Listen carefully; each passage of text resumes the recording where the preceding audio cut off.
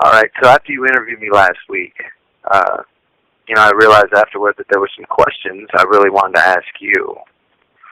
So I appreciate you taking the time and allowing me to turn the tables on you and ask you some questions on behalf of all the other incarcerated men inside these relationships, whether they're, husbands, boyfriends, fathers, sons, grandkids.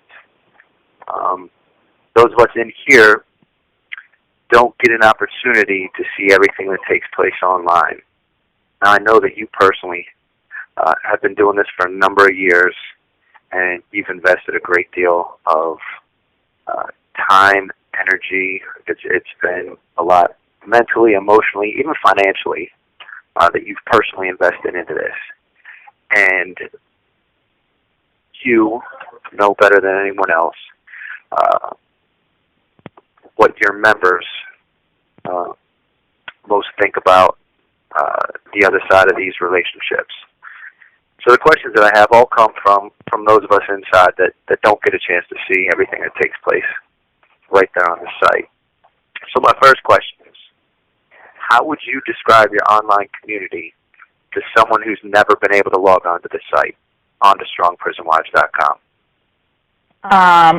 Strong Prison Wives and Families is an empowered, encouraging community of wives, girlfriends, partners, family members, friends, I think I said everybody, of the incarcerated. So basically we're a full-functioning social network where we help support one another, we help educate one another, we help answer questions. The reason why I started it back in 2012 was because I was doing some research.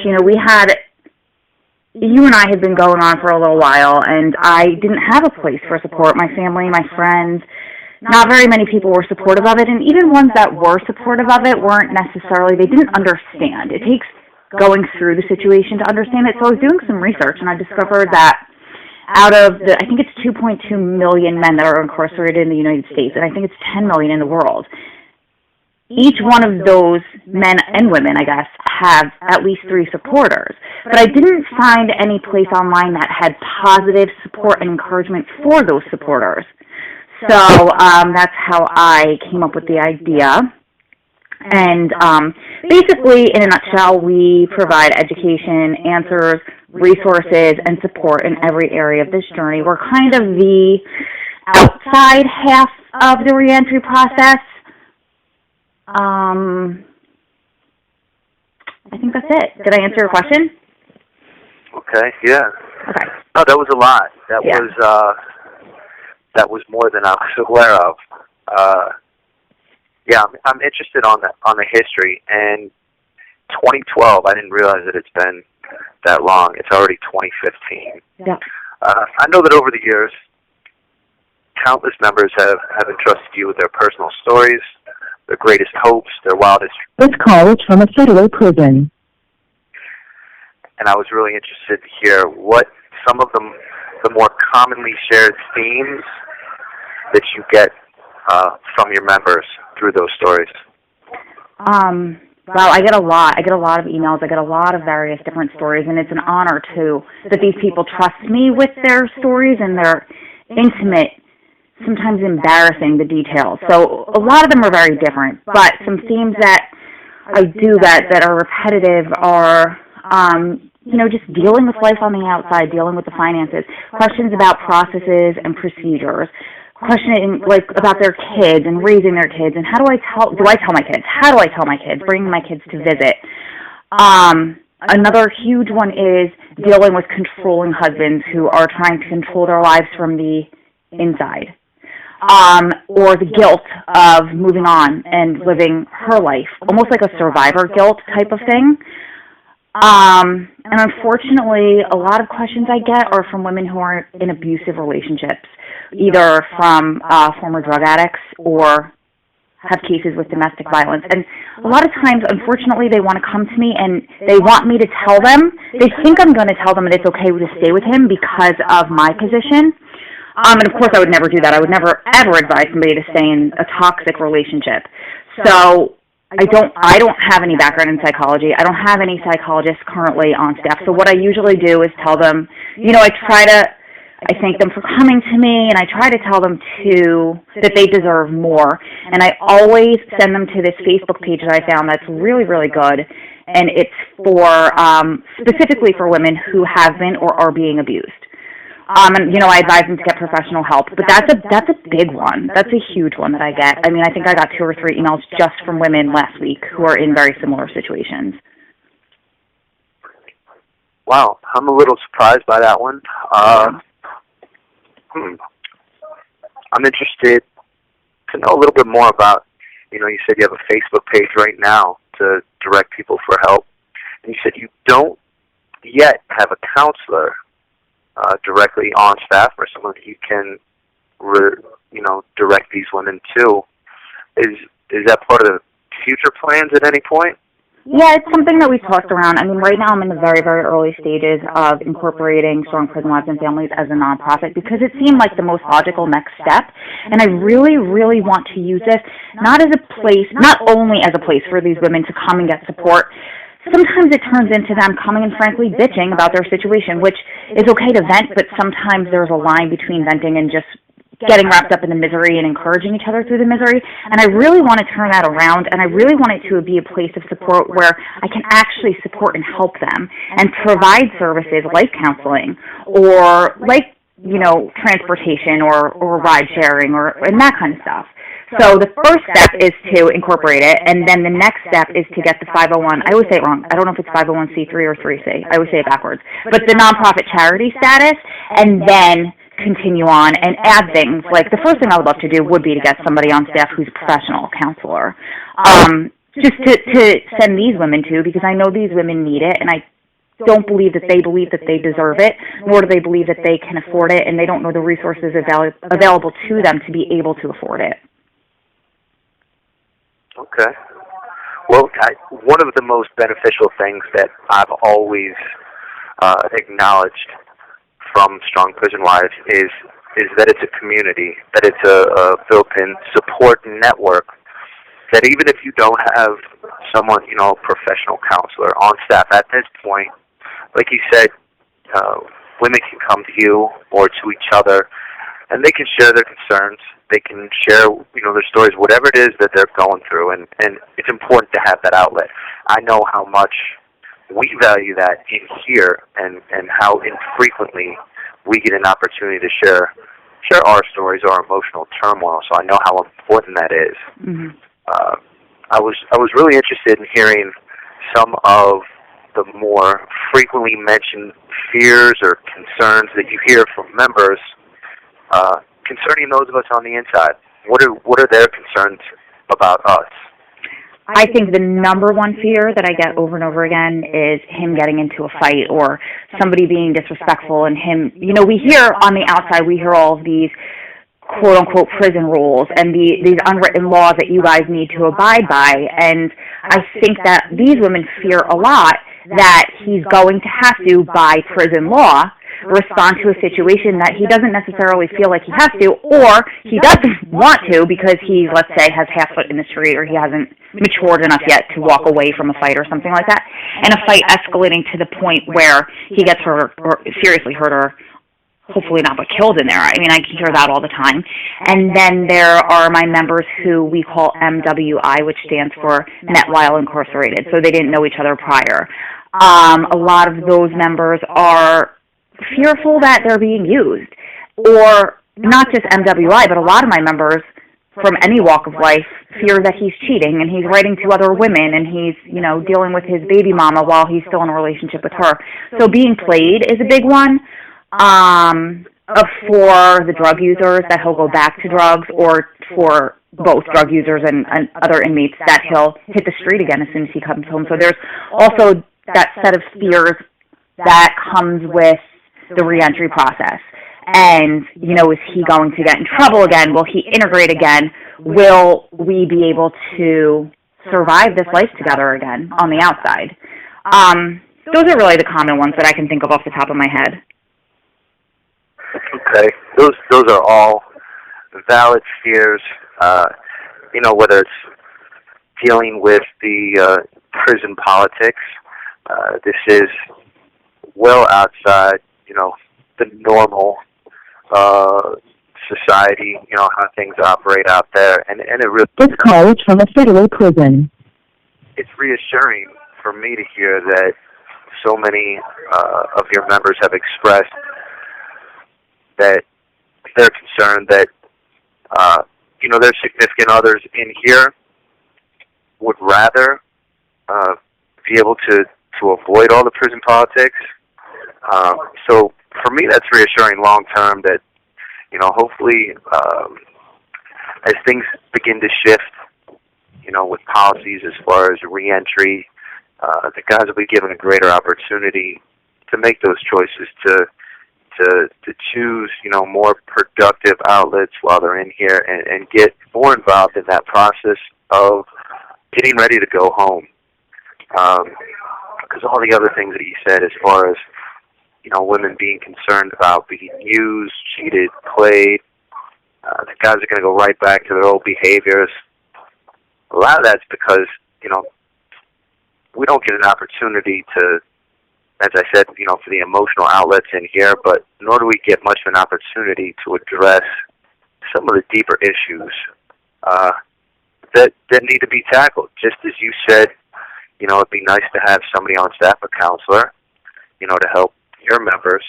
The same will be good here, and I hope that, your community members realize that we don't have access to that here. So a lot of the things, guys wind up going back to drugs or any sort of harmful behaviors just because that's like our default setting. The most common is, the just F it. Like, I can't do this anymore. I'm going to go back to doing things how I did them before. Even though I wound up in here, that's what I know. That's what I'm comfortable with. So that's a common thing, and I hear it all the time. I see guys come back, and I know what they're struggling with.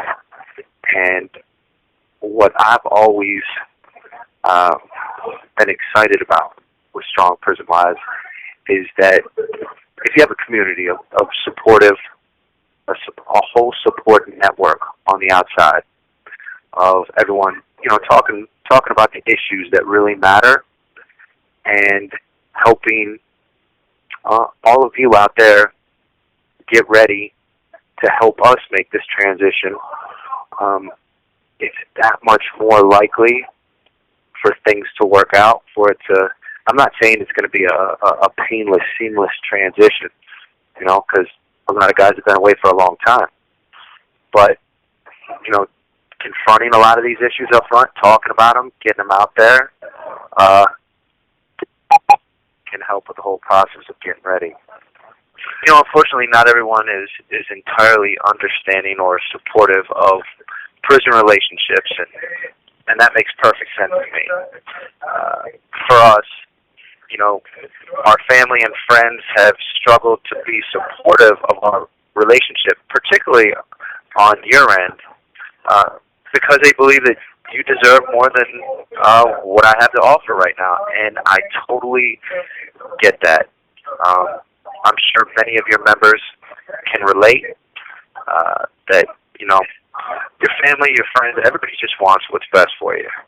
And there's a lot of challenges that come along with our relationship, but as, we talked about during your interview with me, that there's, in my opinion, there's plenty of benefits as well as far as, our improved communication.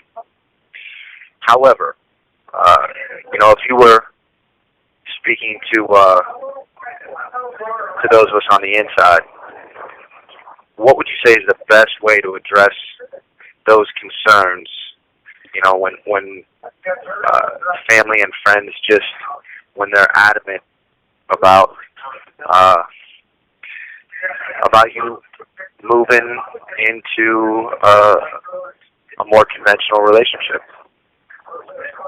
It's funny because this is probably one of my top asked questions too, and I didn't even think to add it to the question when you asked about what the common themes are. But this one's pretty huge. I get it very, very frequently, and it actually just happened in my own life just this past weekend.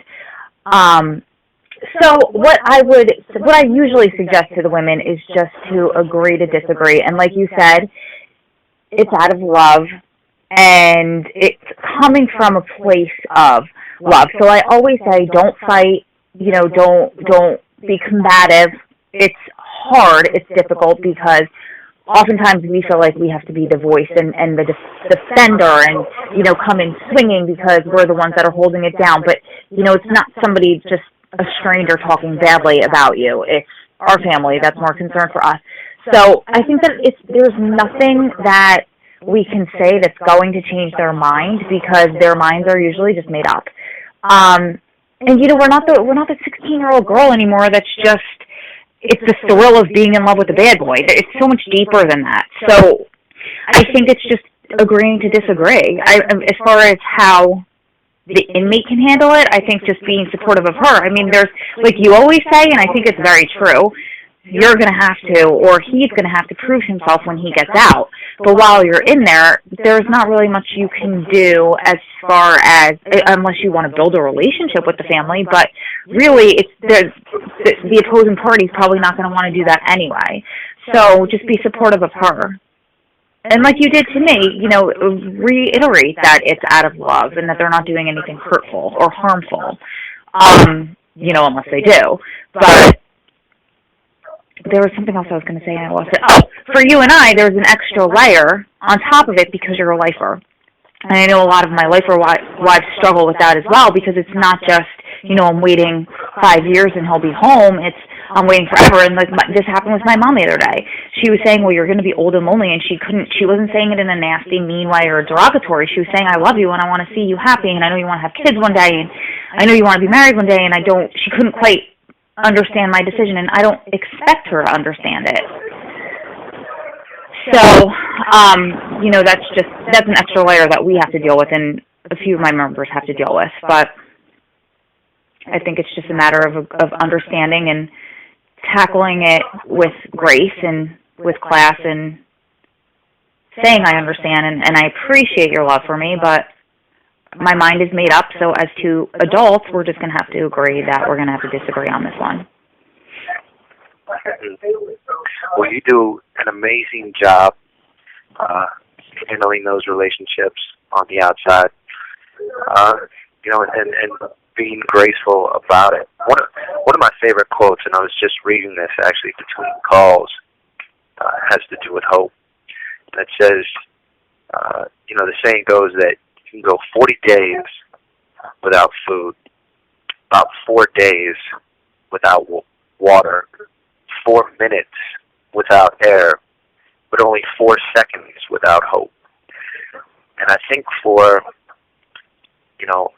all of us, but especially for those of us that have, longer sentences, life sentences, that hope's a big part of it. And I try and really collect those stories of happy endings of This call is from a federal prison. Of those people who've gotten out and really thrived. They've been successful personally. They've been successful professionally, their families, and there's some great stories out there. Unfortunately, we hear a lot more about the negative side of things. And I'd like to hear more about those happy endings of those individuals that you know about who've moved on with their lives. And I know that when people get out on both sides of this relationship, there's often a need to move on and leave this part behind. So we always don't have those stories to hold on to. But I believe that they're an important part of maintaining that hope, that the dreams that people have for their future. We need to hear the success stories. So what's at least one of your favorite happy ending stories that often comes to mind?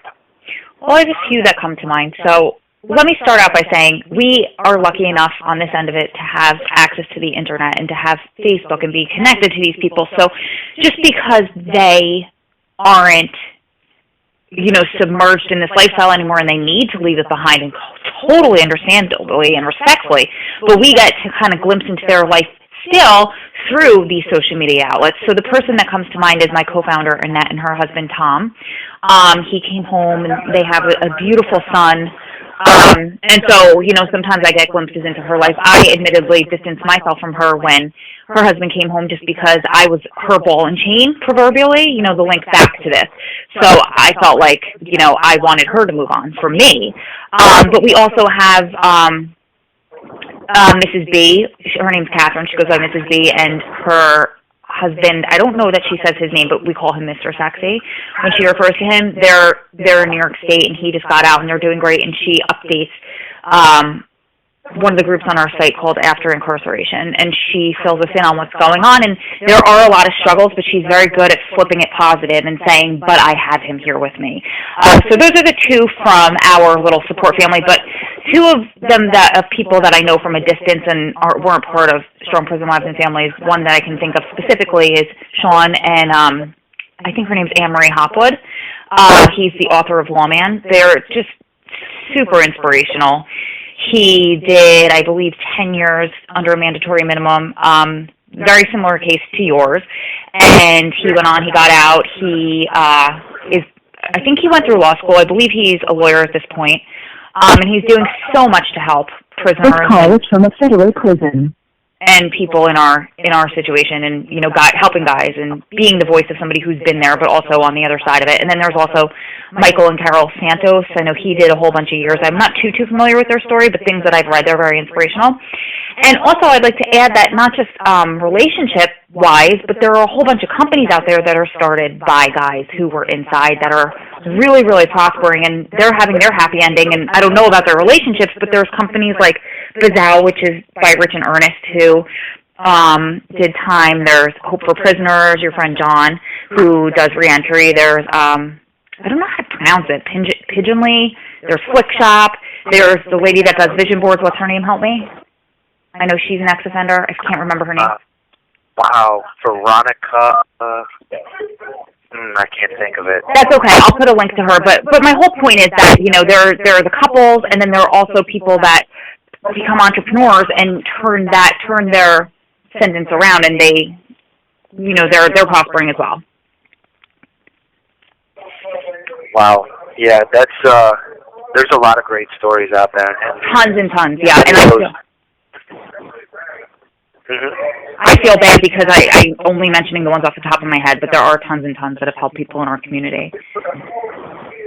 Yeah, and some of the ones that you mentioned are ones that I frequently mention to guys in here, specifically Sean Hopwood, because of how supportive he's been directly with us, with our situation, and his story is really incredible because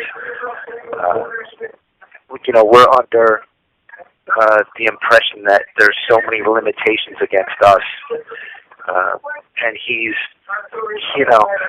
overcome all the obstacles, become an attorney, which was something that personally I didn't think that was possible. And he's now a court clerk on the D.C. Circuit Court of Appeals, which is it's unbelievable to me. So I love hearing those success stories, and I'm extremely optimistic that we will have plenty more success stories in the coming years to share, and at some point, hopefully in the not too distant future, we'll be documenting our own success story. I have no doubt about that. In the meantime, while you're on the outside and I'm still in here, I know how difficult it is to hold everything down. For you and all your other community members, while we're away, there's just so many responsibilities, day-to-day life. Life goes on, whether it's the kids, the home, all those things that are going on. And I'm in awe of how you manage to maintain a 9-to-5 job. You still make it to the gym every day. You do countless errands and things for your family, and you watch your nieces and nephews and cook and clean, and you do all these things that, to be honest, I don't have those responsibilities in here. And I'm in awe of it. And I'm really, sometimes I'm at a loss. I'm at a loss for, how I can be more supportive. And So I want to know if, if there's anything that either myself or any of us, those of us on the inside, what can we do to make life for you on the outside, to make it a little bit easier? Well, I think that you're probably a good example for a lot of those guys that are in there that are asking the same question, because you are always very supportive and understanding and always willing to help me in any way that you physically have access to you. But just most importantly, just be supportive and remind her how much how much you appreciate what she does, and remind her how much you do notice that she does, because I think a lot of times a lot of my members feel taken for granted, and I don't have children, so many of these women have a whole another level of responsibility that I don't have, and I'm in awe of them. So just the fact that, just tell her that you appreciate her, because I think that goes a long way. Okay. Well, I will remember to do that as frequently as possible, because I do everything that you do. So right now, if you could speak directly to all of the incarcerated men who are loved and supported by your community members, what would you say to them? Well, to go back to what I was saying before, listen to her. Just hear what she's saying. Actively listen to her. Isn't that a coaching term? And I don't really know what it means, but it just came to mind. Support her. Communicate with her. Prod her to open up to you about her feelings, about her emotions, even when she doesn't want to. I know for you and I, oftentimes you have to really prod things out of me because I just don't want to admit them. And then talk through it. Really? I'm surprised to hear you admit that right now. Oh, come on. And talk through them. Even in your interview, when we both said communicate, you just can't communicate too much. You can't communicate enough, really. Just keep talking through everything, because this is hard, and there's a lot of stuff. There's a lot of distance. So we have to communicate more than the average couple. Like I was saying before, she needs to know, she needs to hear how much you love and appreciate her and everything that she does. Be specific. Tell her in detail. Tell her often. I don't think you can tell her that enough either.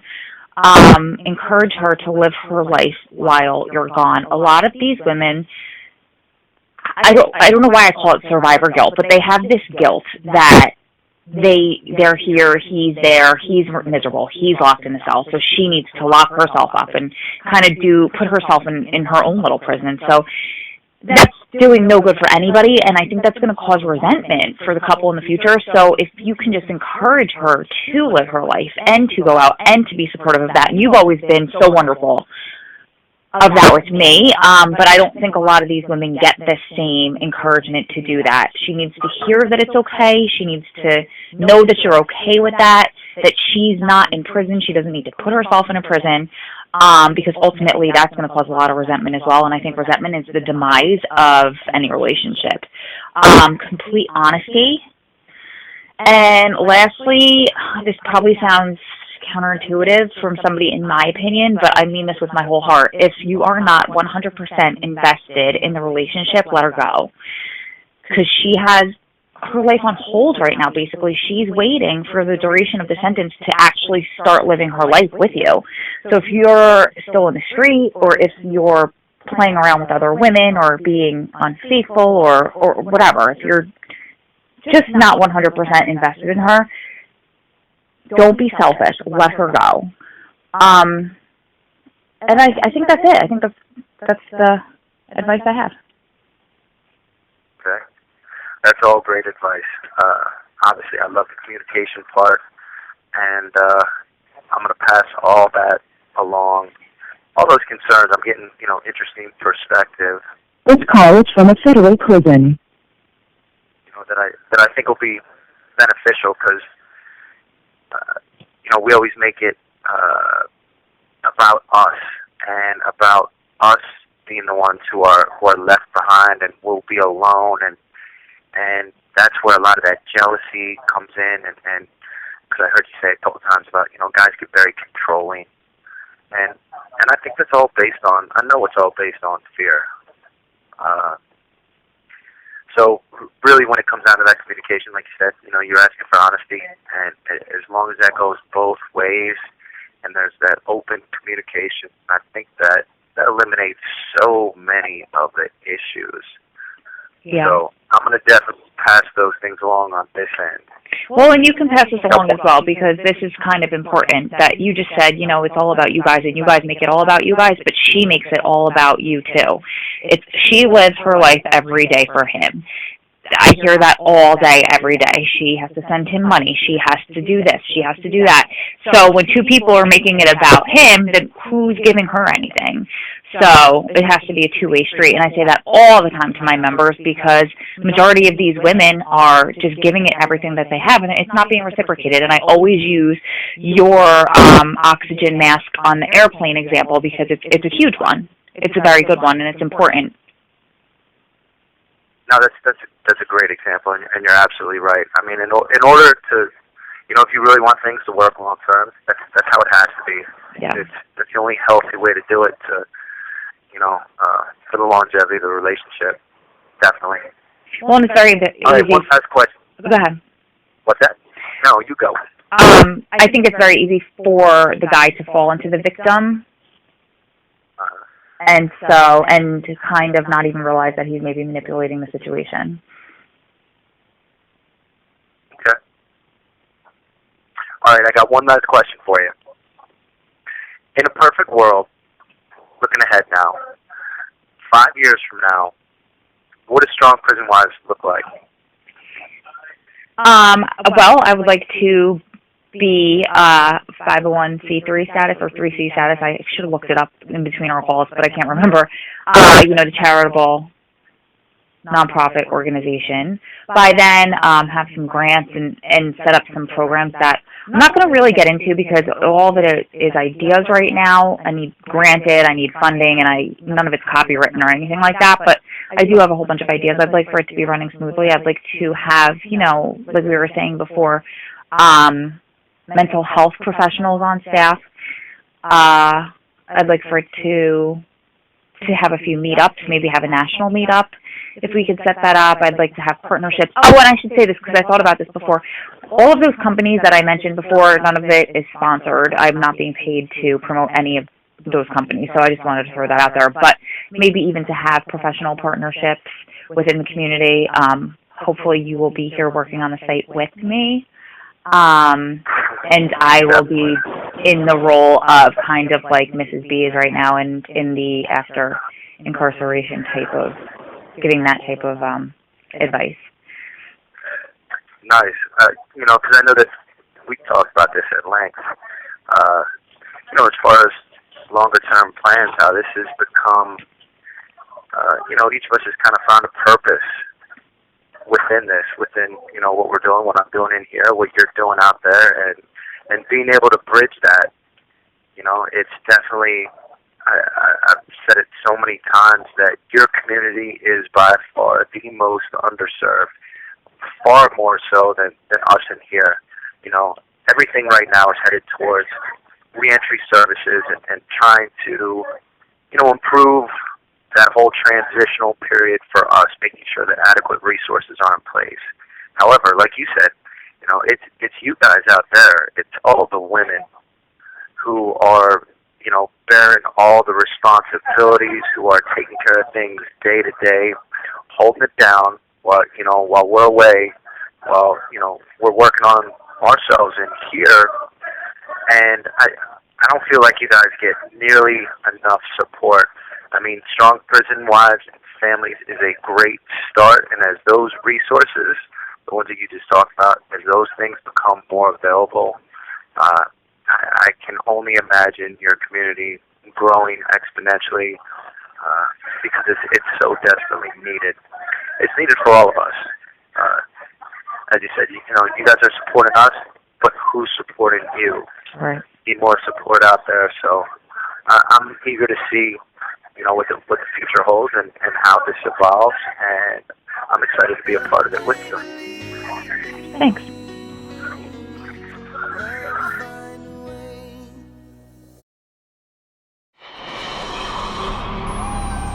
The Strong Prison Wives and Families community is a group of extremely positive, supportive, caring, and loving people dedicated to helping one another through this journey.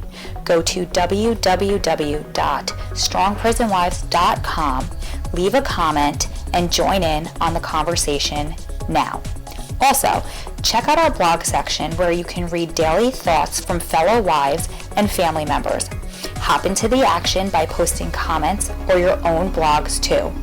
If you want even more support from all over the world, plus inspirational stories and insights from a lifer's wife who's been doing this a long time that I only share in my private video section, go sign up now. Again, this is Ro, co-founder of Strong Prison Wives and Families. Keep staying strong, keep loving strong, and sharing your support with our community. Lots and lots of my love to you. Thank you so much for watching, and I'll see you on the site.